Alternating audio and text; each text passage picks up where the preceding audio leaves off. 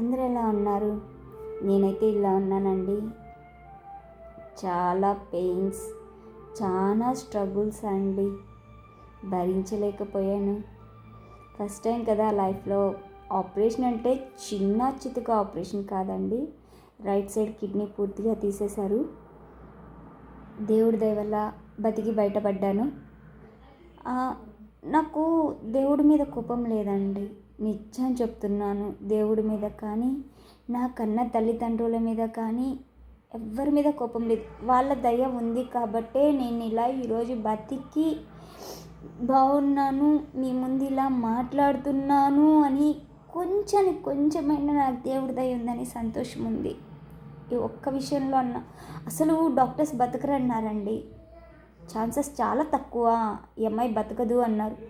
కానీ God is great అండి.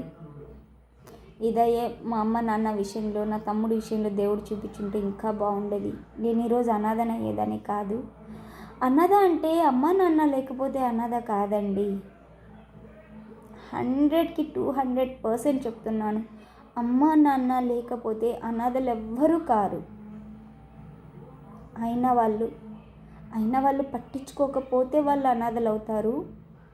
Example, మొన్న విజయవాడలో ఇలా జరిగింది కదండి, అందరికీ తెలిసిందే. బుడమేర వంతెన పూర్తిగా మునిగిపోయిందని అందరికీ బాధ అనిపించింది. కానీ నా ఒక్కదానికి మాత్రం, కానీ అందరి గురించి కాదండి, నా ఒక్కదాని గురించి, నన్ను బాధ పెట్టిన వాళ్ళకి ఇలా జరిగింది అని హ్యాపీగా ఫీల్ అయ్యాను. చాలా చాలా చాలా హ్యాపీగా ఫీల్ అయ్యాను. ఎస్పెషలీ అందులో మా అమ్మమ్మ గారి కోసమే నేను ఈ వీడియో తీస్తున్నాను. ఆమె చూడాలి అని కేవలం. అందరికీ ఇలా జరగడం నాకు బాధగానే ఉందండి, నిజం చెప్తున్నాను. ఐఎమ్ రియల్లీ చాలా చాలా పెయిన్ వచ్చింది నాకు. ఇలా జరగడం, మా అమ్మ పుట్టిన ఊరు ఇలా అయిపోవడం నాకు చాలా బాధేసిందండి. కానీ మన చేతుల్లో లేదు కదండి. ఆ దుర్గమ్మ తల్లి ఏమనుకునిందో ఇలా చేసింది. కానీ ఒక్క విషయంలో నాకు మంచి చేసిందండి. నాకు నిజం చెప్తున్నాను, మా అమ్మమ్మ అంతా ఇంత ద్రోహం చేయలేదు. ఒక్క ఆడపిల్ల నా ఇంటికి. మా అమ్మ, మా పిన్ని, మా మావయ్య, 3 పిల్లలు మా అమ్మమ్మకి. అందులో మా అమ్మ పెద్దమ్మాయి. మా నాన్నని ఇష్టపడి పెళ్లి చేసుకుంది. మా అమ్మ చావు కారణమైనప్పుడు కూడా నేను ఇంత బాధపడలేదు.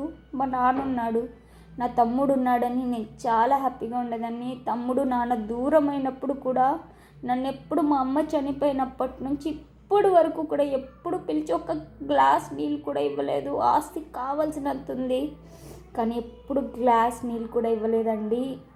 నిజం చెప్తున్నా, ఒక ఆడపిల్లగా పుట్టానని ఆ టైంలో నేను చాలా ఏడ్చాను. నాన్న దూరమైనప్పుడు ప్రపంచం మొత్తం చీకటైపోయింది నాకు. నాన్న ఫ్యామిలీ మెంబర్స్ ఉన్నారండి, చూసుకుంటున్నారు. కానీ వాళ్ళకి ఫ్యామిలీ మెంబర్స్ ఉంటారు కదా, వాళ్ళకి ఫ్యామిలీస్ ఉంటాయి, వాళ్ళ ప్రాబ్లమ్స్. మా వాళ్ళు అంత ఉండేవాళ్ళు కాదండి. మా అమ్మ అంత ఉండేవాళ్ళు కాదు, మా అమ్మమ్మ అంత ఉండేవాళ్ళు అస్సలు కాదు. ఏదో ఎంప్లాయీస్, ఏదో అప్పటికప్పుడు తెచ్చుకొని తిని కూలి పని చేసుకున్న వాళ్ళు అంతే. మా నాన్న తరఫున వాళ్ళు, మా అమ్మ తరఫున వాళ్ళు, ఈ వీడియో చూసిన వాళ్ళు ఒక్కరన్నా అర్థం చేసుకోండి. మా అమ్మ తరఫున వాళ్ళు బాగా ఉన్నవాళ్ళే. అందులో మా పిన్ని బాబాయ్ మాత్రం కొంచెం బీదవాళ్ళండి. మా అమ్మ చెల్లెలు చాలా లేని వాళ్ళు వాళ్ళేం ఉన్నవాళ్ళు కాదు. వాళ్ళు ఏదో కూలి పని చేసుకుంటూ, గేదెలు అంటే ఎనుములు అంటారు కదా, అవి పెట్టుకుంటూ పాలు అమ్ముకుంటూ మా పిన్ని బతుకుతుంది. మా తమ్ముడు, మా పిన్ని కొడుకు అప్పుడప్పుడు అక్క అని వాళ్ళ ఇంటికి వెళ్తే నాకు ఈ రోజుటికి పసుపు కుంకుమ ఇచ్చేది వాడే. నేను వాళ్ళని ఎప్పుడు నిందించలే. నేను వెళ్తే కూడా వాళ్ళ ఇంట్లోనే ఉంటాను. నాకేం కావాలో మంచి చెడ్డ అన్నీ పిన్ని బాబాయే చూస్తారు. కానీ ఈ రోజుటికి మా అమ్మమ్మ కానీ, మా మేనమామ మేనకోడలు బతుక్కోరాలి. నేను ఈ రోజుటికి జనాభా లిస్టులో కూడా వాళ్ళ లెక్కలో లేనండి. ఆస్తి కోసం వెళ్ళి మా అమ్మ చనిపోయినప్పటి నుంచి ఈ రోజుటి వరకు మేము చచ్చామా బతికామా కూడా పట్టించుకోవడానికి లేదు మా అమ్మమ్మకి. నిజం చెప్తున్నా, విజయవాడలో ఇలాంటి వాళ్ళు కూడా ఉంటారా? మంచి వాళ్ళు ఉన్నారు. అసలు అమ్మ నాన్న చనిపోతే మనవరాలని బాగా చూసుకొని వాళ్ళకి పెళ్ళిళ్ళు చేసి వాళ్ళని ఒక దారి చేస్తారు. అమ్మమ్మ అంటే అమ్మ తర్వాత అమ్మ కదండి. ఇలా చేయొచ్చా? కిడ్నీ ఆపరేషన్ చేసుకుంటున్నప్పుడు నాకు చాలా ఏడుపు వచ్చింది. అసలు చెప్పుకోలేకపోయాను నేను. అలాంటి టైంలో మా చిన్న మేనత్త క్యారెట్లు పట్టుకొని మాకు తినడానికి కూడా కష్టమైంది. మా చిన్న మేనత్త క్యారెట్లు తీసుకొని వయసు అయిపోయిన కాలంలో కూడా నా కోసం తిరిగింది. మా పెద్దమ్మ పెద్దనాన్న, మా పెద్దమ్మకి బీపీ షుగరు.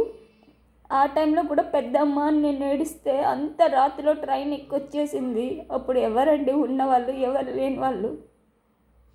వాళ్ళు డబ్బుకు విలువిచ్చారు, వీళ్ళు మనిషికి విలువిచ్చారు. నేను ఎప్పుడూ ఏమీ చేయలేదండి నా ఫ్యామిలీ మెంబర్స్కి. ఒక ఫోన్ చేయగానే పరిగెత్తుకొని వస్తారు. అమ్మ చనిపోయినప్పుడు కూడా చిన్నప్పుడు మా చిన్నత్తే చూసింది చాలా కాలం. మా అమ్మమ్మ నిజం చెప్తున్నా, ఆ దేవుడు అనేవాడు నిజంగా ఉంటే ఆమెకి ఇప్పటికన్నా ఆడపిల్లల విలువ తెలియాలని మనస్ఫూర్తిగా దేవుణ్ణి కోరుకుంటున్నానండి. మా అమ్మమ్మ ఇలా చేస్తుంది, ఇలా చేయగలదు, ఆ ట్రైనింగ్ ఎవరిస్తున్నారనేది మా మేనమామ. అందుకే ఆయనకు ఆడపిల్లలు పుట్టలేదు. ఆడపిల్లలు పుట్టింటే ఆ విలువ తెలిసి ఉండేదేమో. లేదు, మా అమ్మ పోవడంతోనే ఆ ఇంట్లో ఆడపిల్ల మళ్ళీ పుట్టలేదు. ఇక్కడే అర్థమైపోతుంది కదండి. ఉన్న ఒక్కగానొక్క ఆడపిల్లని రోడ్డు మీద అనాథగా వదిలేశారు. ఇంకెక్కడదండి. ప్లీజ్ అండి, ఎంత కష్టం వచ్చిన ఆడపిల్లల్ని మాత్రం ఒంటరిగా వదలకండి. వాళ్ళు కూడా మిమ్మల్ని బాగానే చూసుకుంటారు. మీరు వాళ్ళకి చూపించే ప్రేమను బట్టి వాళ్ళు మిమ్మల్ని చూసుకుంటారు. Thank you. మిమ్మల్ని ఏమైనా బాధ పెట్టుంటే క్షమించండి నన్ను.